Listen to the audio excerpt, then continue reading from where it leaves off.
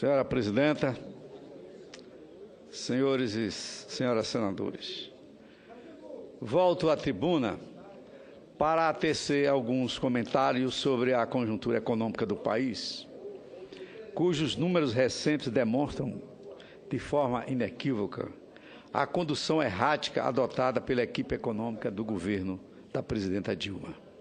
Trata-se de um aumento da maior gravidade, não apenas pelos reiterados índices negativos dos quais tomamos conhecimento, mas, sobretudo, pela percepção de que há uma incapacidade patente de se reverter o quadro atual.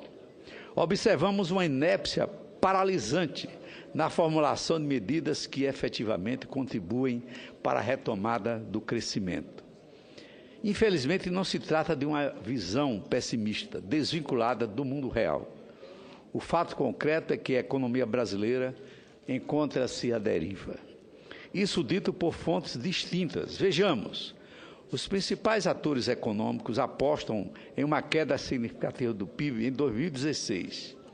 A Organização para a Cooperação e Desenvolvimento Econômico, por exemplo, OCDE, já aposta em uma queda de 4% do PIB, enquanto o FMI aposta em uma queda de 3,5%.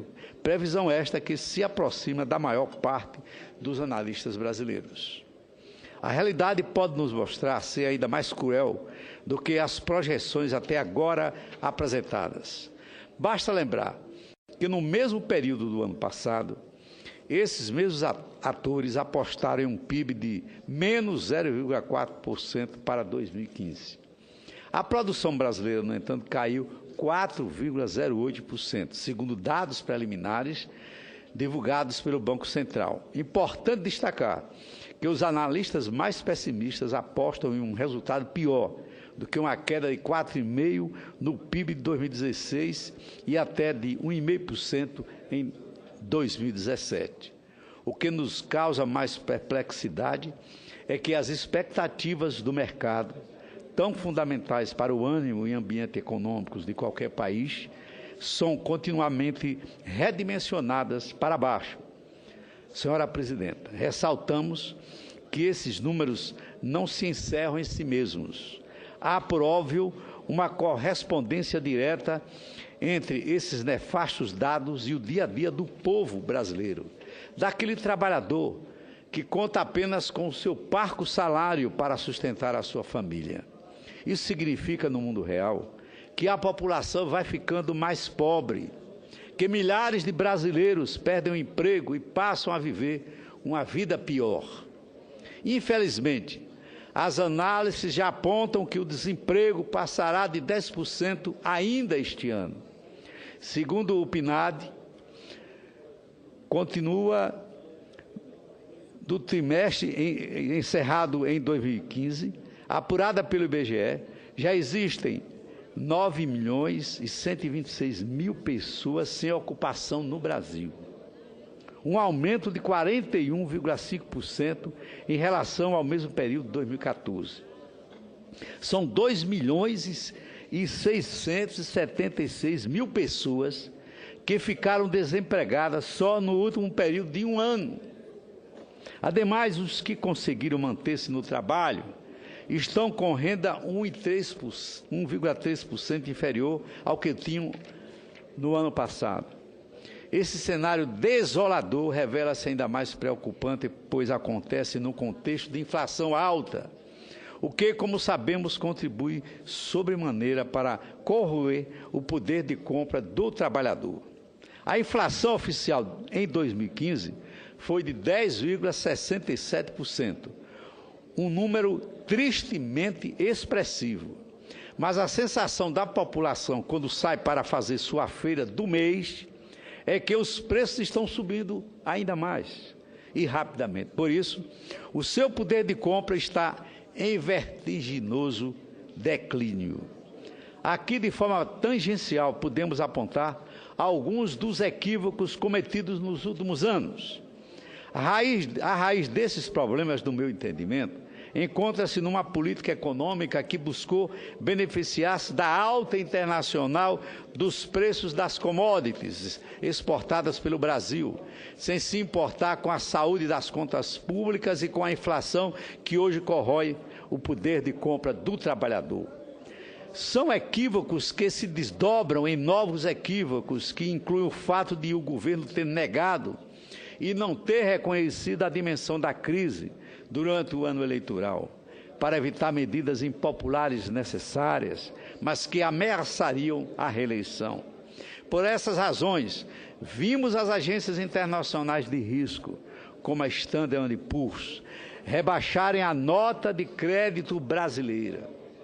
Trata-se, volto a afirmar, de uma crise econômica da maior gravidade, a qual exige por parte do governo e de sua equipe econômica medidas efetivas que contribuam para a recuperação da credibilidade e retomada do crescimento econômico do país. Afinal, as consequências desses números pífios da nossa economia recaem mais uma vez sobre a massa trabalhadora do Brasil.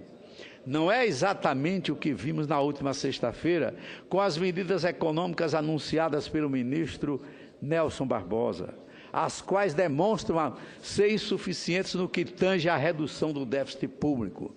Há uma percepção generalizada de que tais iniciativas, ao contrário dos objetivos pretendidos, irão agravar ainda mais a situação fiscal, sem contar que lançará de forma perversa o ônus de um improvável ajuste sobre a população brasileira, tais como o impedimento do aumento de despesas de custeio, a trava na realização de concursos e criação de cargos públicos, o impedimento do aumento real dos salários de servidores e suspensão do reajuste do salário mínimo acima da inflação. Senhora Presidenta, ao encerrar esse meu discurso, várias são as alternativas apontadas pelo governo para sair dessa crise, para que o Brasil entre na retomada do desenvolvimento econômico, como aconteceu há anos atrás. No entretanto, as medidas anunciadas são insuficientes. E, politicamente falando, acho que, neste momento, a crise é tão grave, a crise ética, a crise política, a crise econômica, que exige das lideranças nacionais, dos três poderes, do poder legislativo, do poder judiciário e do poder executivo, um entendimento para que haja um grande acordo para uma saída política, inclusive com a introdução de um novo regime. Porque o que se fala atualmente, e que se volta a falar novamente, o impeachment contra a Presidenta da República. Acredito que esta solução lá na Câmara dos Deputados vai ser muito difícil de acontecer. Enquanto isso, nós que estamos estudando e trabalhando para a resolução definitiva e dessa crise que abarca todo o Brasil, temos que encontrar uma solução definitiva para que crises institucionais não venham a acontecer em nosso país. O nosso poder legislativo está muito fragilizado, o poder executivo muito fragilizado. Com a fragilidade desses dois poderes, senhor presidente, temos que pensar numa saída política que haja um grande acordo nacional, com a presença de todos os partidos, da oposição e do governo, com a introdução de um novo regime político, cujas propostas já estão, tanto na Câmara dos Deputados como no Senado, e que apesar disso que nós estamos vivendo, dessa recessão, dessa retração econômica e dessa crise política, ninguém se lembra de que é a política que resolve a crise econômica, a política que resolve o desemprego, a política que resolve os trabalhos contra a corrupção, porque sem a política não há.